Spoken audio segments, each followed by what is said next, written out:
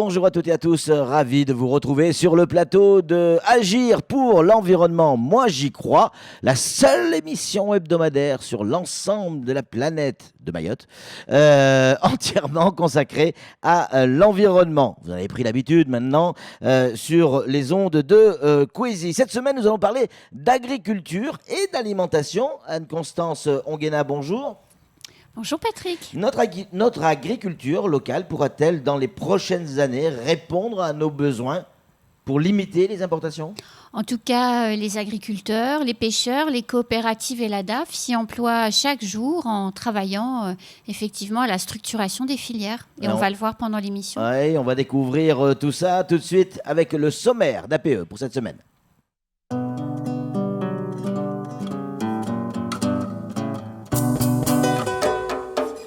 Dans ce nouveau numéro d'APE, nous allons balayer quelques idées reçues relatives à l'agriculture mahoraise dont on dit trop souvent qu'elle est maniéniée et qu'elle n'est pas en mesure de nous nourrir. C'est faux, archi faux. Nous allons découvrir ces professionnels de grand talent qui travaillent chaque jour pour produire des fruits, des légumes, des œufs et de la viande de qualité et locale, s'il vous plaît. Et puis sur ce plateau, on aura Philippe Méraud, chef du service alimentation à la DAF. On aura également Sharif Abdallah, vice-président de la CAPAM. Et bien évidemment, Anne-Constance Onguena du cabinet Incidence, avec qui nous ferons le point sur ce qui est mis en œuvre pour atteindre cet objectif et favoriser une agriculture durable et locale. Oui, maintenant on sait que l'on produit des œufs et en qualité et en quantité quasiment suffisante pour Mayotte. Mais ce qu'on sait peut-être moins, c'est qu'il y a le même objectif pour les tomates. Regardez ce reportage où les équipes de Pierre Bellucci sont allées à la rencontre de ces agriculteurs qui se battent pour nous fournir des produits de qualité et en quantité. Tout de suite, c'est le reportage.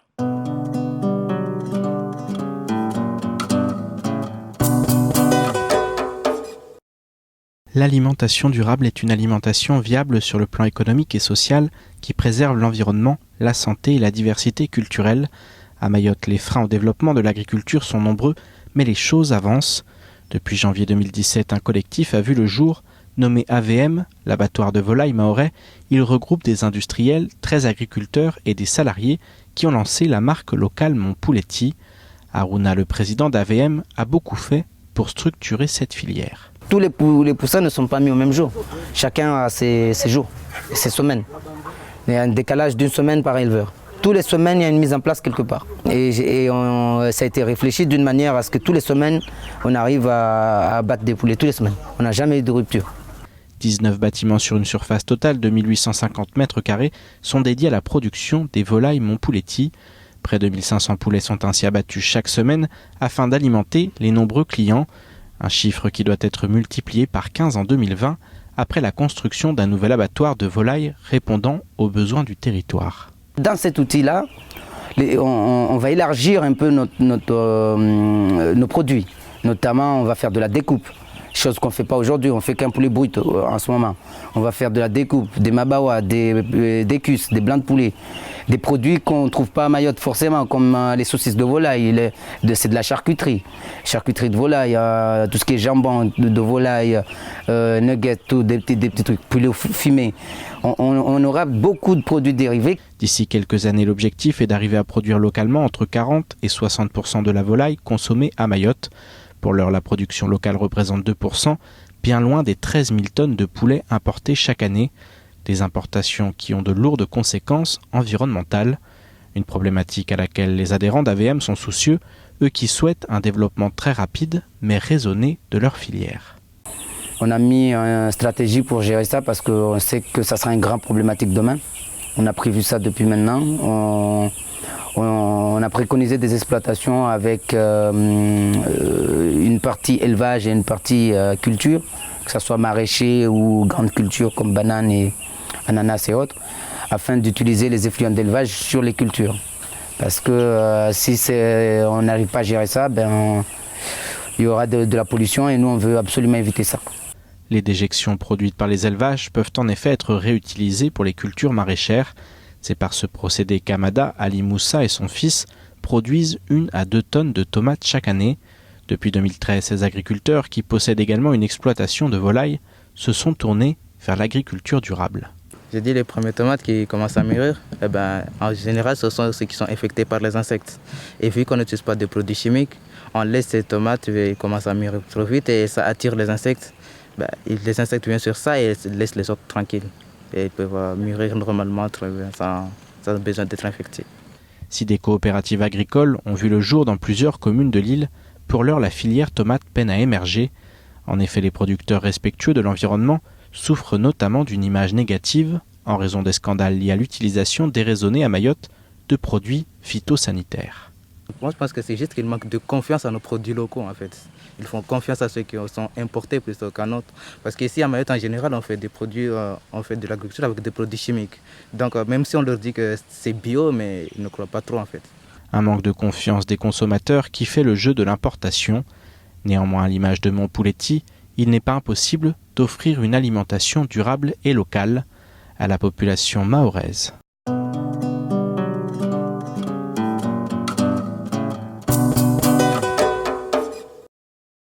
Waouh, ça donne faim tout ça, c'est beau à voir, ça fait plaisir. Merci Pierre Bellucci pour ce superbe reportage. Sur le plateau, ils sont avec nous, on va en profiter. On a, honneur aux dames, Anne-Constance Onguena du cabinet Incidence qui est avec nous. Anne-Constance, bonjour. Bonjour Patrick. On a également Sharif Abdallah, vice-président de la CAPAM. Sharif, bonjour. Bonjour. Et puis bien sûr, Philippe Méraud, chef du service alimentation de la DAF. Philippe, bonjour.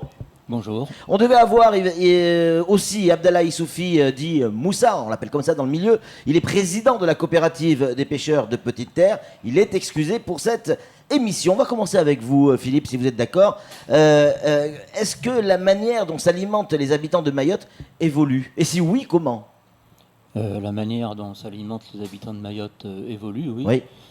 Évolue pas forcément dans le bon sens parce que l'urbanisation croissante fait que les gens se nourrissent surtout des produits importés. Oui. Et pas forcément de grande qualité. Voilà, Ouais. exactement. Ouais. Les mabawa, honnêtement, c'est pas d'une très grande C'est qualité alimentaire. vrai. Ouais. Et la majorité actuellement de la viande consommée sur Mayotte est importée. C'est de la viande congelée qui vient fréquemment d'Amérique du Sud. Mhm. Il y a quelques produits frais aussi importés, mais actuellement, en termes de production, à Mayotte, il n'y a pas suffisamment de viande produite et il n'y a toujours pas d'abattoir, même s'il y a un projet en cours. Oui, c'est clair. Donc, à la question, est-ce que les habitants de Mayotte, l'alimentation des habitants de Mayotte évolue? C'est oui, mais pas forcément dans le bon sens. Sharif, est-ce que ça a des conséquences sur ce que nous devons produire? Le fait que la manière de s'alimenter des Mahorais est différente? Oui, il y a déjà des conséquences parce que, vous voyez, il y a, maintenant je ne sais pas, mais à peu près, il y a 20% de la population qui est diabétique. Oui. À cause de la consommation de sucre, trop de sucre, hein. sucre Soda, dans les etc., boissons importées, là, soit Chine ou Dubaï, etc. Ou des États-Unis, hein. Non, généralement, c'est Ouais. là-bas que Ouais. les gens achètent. Ouais. Et il y a les ailes de poulet, entre guillemets, qui ne sont pas... Ouais. Ce que nous disait Philippe, bonnes. ouais. Ouais, ouais. Donc, c'est pas bon. Ouais. Il y a aussi même des poissons importés. Ouais.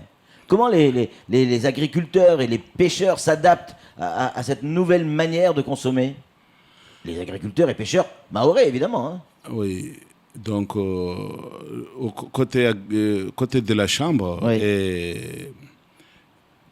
c'est-à-dire côté CAPAM, Affaires maritimes et la Oui. DAF, Oui. nous sommes en train de structurer.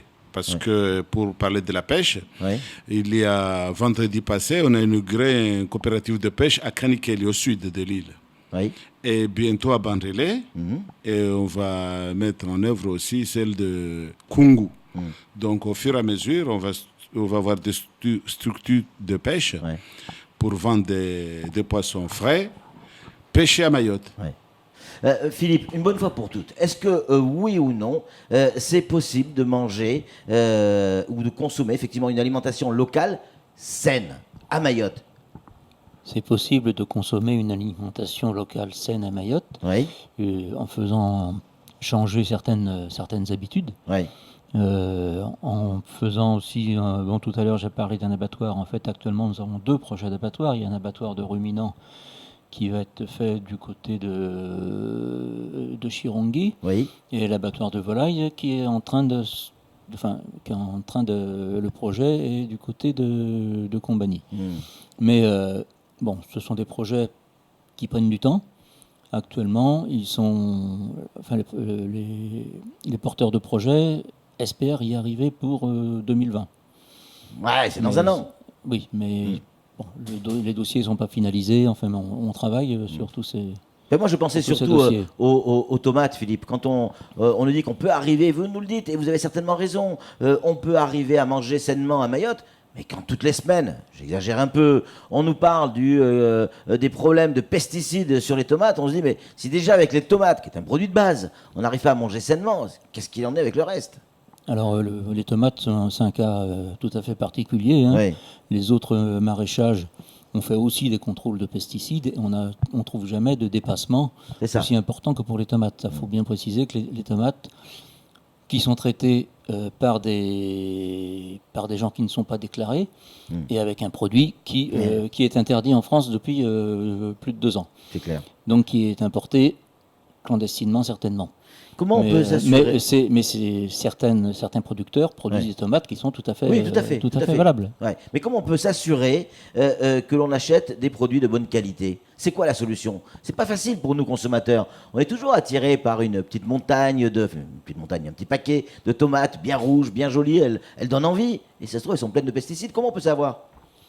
Alors les contrôles que nous faisons avec la DIECT et les forces de l'ordre, on demande que les vendeurs des tomates, puisque c'est essentiellement les tomates que nous contrôlons actuellement en bord de route, indiquent où ils se sont fournis. Et une forme de traçabilité en quelque sorte. Et s'ils n'ont pas la traçabilité de leurs tomates, il y a saisie des tomates. Et de temps en temps, on fait des envois en laboratoire, donc en métropole. Pour analyser, j'imagine. Pour analyser, et c'est qui nous permet de suivre d'année en année l'évolution. Et c'est pourquoi je dis que tout ce qu'on suit, pour le moment, il n'y a que les tomates qui posent problème. Mais alors, les plantes locales comme le manioc, que l'on voit au bord des routes, les bananes, que l'on voit au bord des routes également, est-ce que eux aussi sont traités ? Non. Globalement, le manioc, les tomates, les noix de coco, c'est pas traité. Les bananes, oui. Et les bananes aussi, Ils ne sont pas traités. Je devais poser la question à Moussa, mais on va la poser à Anne-Constance. Les ressources de la mer, donc pêchées dans nos eaux mahoraises par nos pêcheurs, vont-elles répondre vraiment à nos besoins, Anne-Constance ? Il y a des difficultés qu'il ne faut pas nier et sur lesquelles il va falloir travailler pour résoudre les problèmes. C'est vrai que les embarcations mahoraises sont quand même bien faiblement armées pour lutter contre les chalutiers qui viennent rançonner les eaux. Ça veut dire quoi ? Ça veut dire qu'on est condamné à subir ? Non, c'est toujours moche de dire qu'on est condamné à subir, mais il y a un vrai travail de structuration pour accompagner les professionnels de la pêche à mieux s'équiper en embarcation, à se structurer.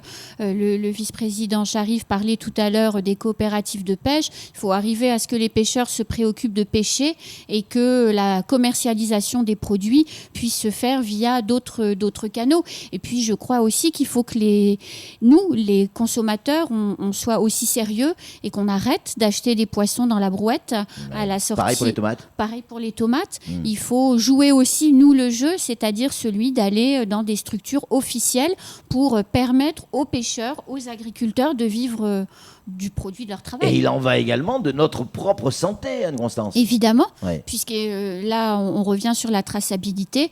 Si on achète dans des structures référencées, structurées, la traçabilité des produits, que ce soit les produits de la pêche ou les produits de l'agriculture, sera assurée. Et c'est ce vers quoi il faut tendre. Alors, on va changer de sujet, on va évoquer maintenant la stratégie à court terme. Il est avec nous, on va en profiter. Philippe Méraud, je rappelle, il est chef du service de l'alimentation à la DAF. Pourquoi avoir choisi 3 filières pour tendre vers l'autosuffisance, notamment les œufs, le poulet et la tomate ? Il y a d'autres produits qui existent. Oui, alors ces 3 filières, c'est... Peut-être ceux qui sont plus consommés. Choisis. Les œufs, on peut quasiment arriver à l'autosuffisance. Le seul problème, c'est les périodes de forte consommation, c'est-à-dire pendant le ramadan, et la suite pendant les grands mariages. Bien sûr. Donc ça, c'est une question d'organisation des producteurs. S'ils s'organisent bien entre eux, je pense que Mayotte peut être parfaitement autosuffisante en œufs. Pour ce qui est des tomates ou d'autres légumes, Mayotte peut être autosuffisante en période de production, c'est-à-dire en saison sèche. Ouais. Parce qu'en saison des pluies, seuls ceux qui ont des serres arrivent à produire. Ouais. Et donc la plupart des petits producteurs ne produisent plus. Hein. Bon, pour les poulets, là, je pense qu'il faudra un certain temps pour arriver à alors que c'est pas si compliqué que ça d'élever des poulets. Ça se fait partout dans le monde. On n'y arrive pas à Mayotte, pourquoi ? Mais à Mayotte, il y a assez peu de producteurs. Il y a actuellement une association qui, depuis 2 ans, commence à fédérer les producteurs de poulets de chair. Donc c'est aussi par cela qu'on aura un abattoir, j'espère, d'ici 2020. Mais tout ça, ça prend du temps. Il y a énormément de poulets ou de découpes de poulets qui sont consommés à Mayotte. Et en particulier, c'est ce qu'on disait tout à l'heure, les mabawa qui ne sont pas... Et ces mabawa qui sont en général importés.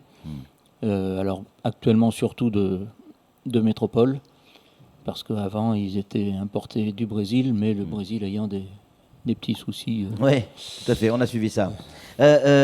Sharif, en qualité de vice-président de la CAPAM, honnêtement, est-ce que vous pensez que c'est possible d'atteindre cet objectif, c'est-à-dire d'arriver en autosuffisance pour les œufs, le poulet, les tomates ? C'est possible ? C'est possible, car maintenant les agriculteurs, ils sont conscients que ce sont eux qui sont responsables, qui alimentent la population avec des produits sains. Donc chacun maintenant, tout le monde, chacun a décidé de son côté que je veux faire mieux. Parce qu'ils ont compris que ce qu'on consomme maintenant, ça pose beaucoup de problèmes au niveau de notre santé. Il y a une vraie prise de conscience de la part des agriculteurs maintenant. Oui. Ça, c'est fait. Les 3 dernières semaines qu'on s'est réunis, pêcheurs, agriculteurs, donc il y a une prise de conscience et tout le monde va jouer le jeu pour que la population soit en paix. Maintenant, tout ce qui est pour l'alimentation, pour l'environnement aussi, et pour la santé de tous. Mais évidemment.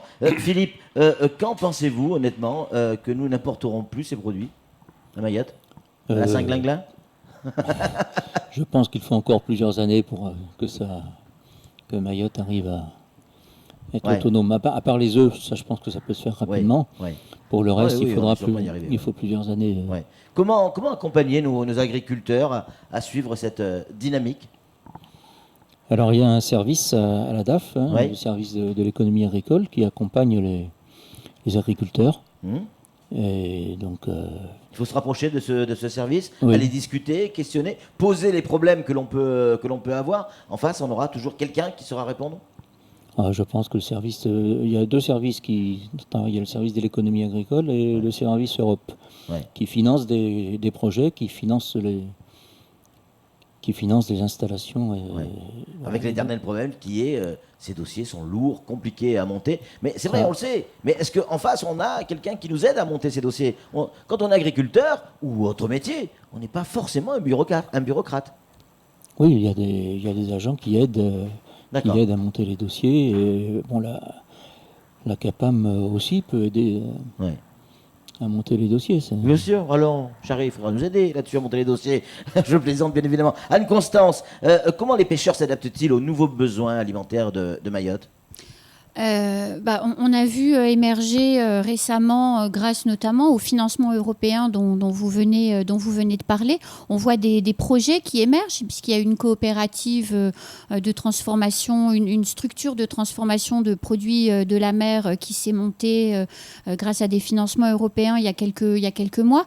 Donc ça permet effectivement d'offrir de nouveaux débouchés, et c'est une forme d'adaptation aux nouveaux besoins. Et puis à un moment donné, la restauration collective va aussi pousser les agriculteurs et les pêcheurs à mieux envisager la production, puisque plus de débouchés. Pardon. Je vous en prie. Anne-Constance qui parlait de restauration collective, restauration scolaire également, qui se met en place de plus en plus vite ici à Mayotte.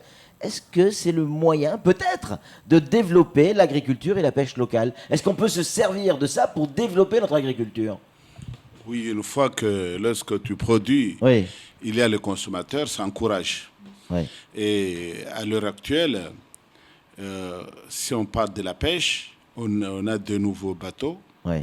qui vont nous permettre de travailler mieux en sécurité et aller dans nos bancs pour pêcher le poisson à Mayotte parce qu'on a des problèmes là. Chaque fois qu'on sort, on dit vos embarcations ne répondent pas Aux normes. aux normes. Ouais. Alors on a habitué plus de 40 ans, on pêche par ça. Mais maintenant, il y a 4 chantiers en cours qu'on va voir des bateaux qui vont répondre aux normes sécuritaires et on va avoir des poissons de bonne qualité.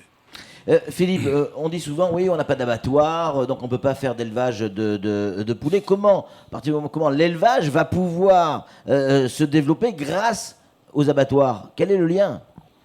Parce qu'on va pouvoir, on sait tuer, on sait élever. Le lien, c'est que lorsqu'il y aura des abattoirs aux normes, Ouais. les éleveurs pourront faire abattre leurs animaux, que ce soit les volailles ou les ruminants, hein, Oui, bien sûr. dans des abattoirs aux normes. Ils pourront être aidés, je parle des éleveurs de bovins, parce qu'ils pourront toucher des primes d'aide à l'élevage, qui actuellement ne peuvent pas être versées. Ouais. Donc, Eh oui. C'est toute une donc, chaîne, en fait. S'il manque un c'est maillon. toute une chaîne.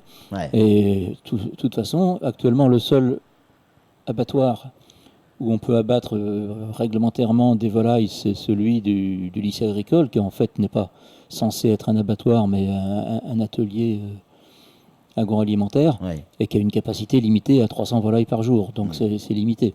Anne-Constance, oui, Parce continue, que finissez. je termine, parce Ouais. que de toute façon, pour qu'ils puissent vendre de façon réglementaire, c'est-à-dire dans les GMS, leur volaille, Ouais. il faut que ça soit passé par un abattoir agréé. Évidemment, et aux normes.